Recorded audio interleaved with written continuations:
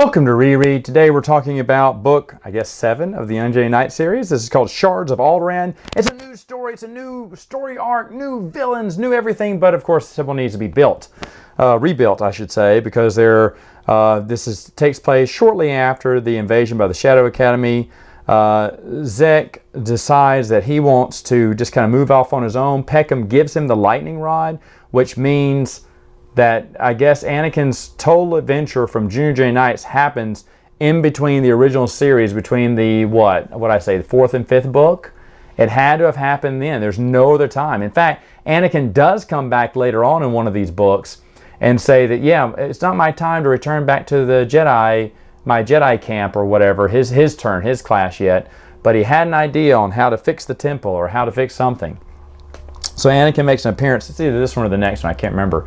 But I was like, oh, okay, so that means the entire Junior Jedi Knights happened within a short time. Well, I mean, who knows how much time went by, because it's conceivable that Zek could have been at the Shadow Academy for months, close to a year, studying in the dark arts, which I don't think he was ever a dark Jedi, to be honest. But anyway, Raynor is kind of the focus of this, even though they don't really go into much of his character here. Maybe they do that later on. I've just forgotten now.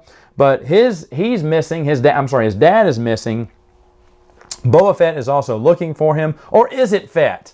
That's something that I think they talk about later on. But anyway, right now we know that Boba Fett's looking for him. And Anakin, like I said, Anakin comes to the temple, and that's how I knew that, okay, so Junior Jedi Knights has already happened. So it had to be between books 4 and 5. When the kids go off to the graveyard of Alderaan to grab a shard of Alderaan, shards of Alderaan, for their mother's birthday, they are attacked by Boba Fett, make it out because Zek comes in and saves them at the last minute. Oh, by the way, Zek has gone to his home planet. It's a planet full of earthquakes. And so every 8 years, they all, the whole civilization comes crumbling to the ground. They move somewhere else on the planet until an earthquake comes again.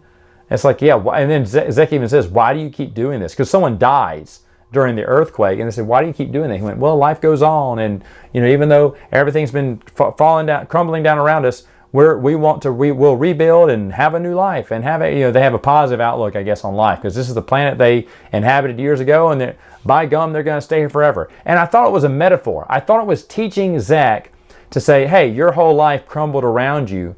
Now it's time to build up, rebuild, and start a new life again. He does that, but I don't think he connects it. He's like, man, my old home world is crazy, and leaves, and then decides to reinvent himself as a bounty hunter. He decides not out of the blue, but he just wants to become a bounty hunter. And I'm thinking, well, is that the lesson he learned? Because they don't really tie the two together, even though they're both very similar.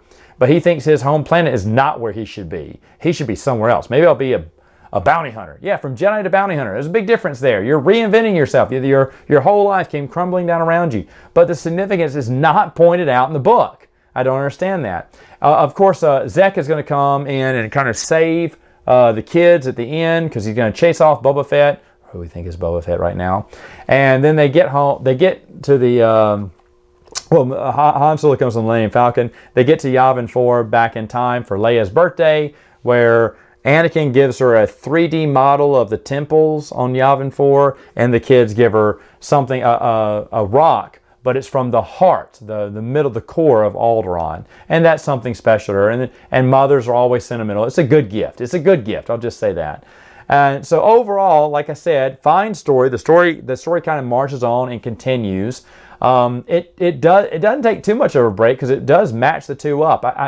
I remember they were rebuilding the temple, but I thought, well, they'll eventually drop that storyline, and they don't. They just let you know that this kind of happened very soon in between. Now, the kids are upset because they want Zek to come study at the academy. I remember first reading it that that's what I wanted too, but no, he's going to be a bounty hunter now. I kind of remember what kind of happens, or what's going to happen with him, and how Zek's story going to go. But I will say this, Jaina is showing some romantic interest in Zek, which I always loved. I was always for that. And the books went ahead and pushed forward with Jason and Tenel Ka, but they did not push forward with Jaina and Zek for whatever reason, because I think they would have made a good match. I do. And it's too bad. I know we're going to have like a more of a love triangle story in, what was it, Legacy of the Jedi?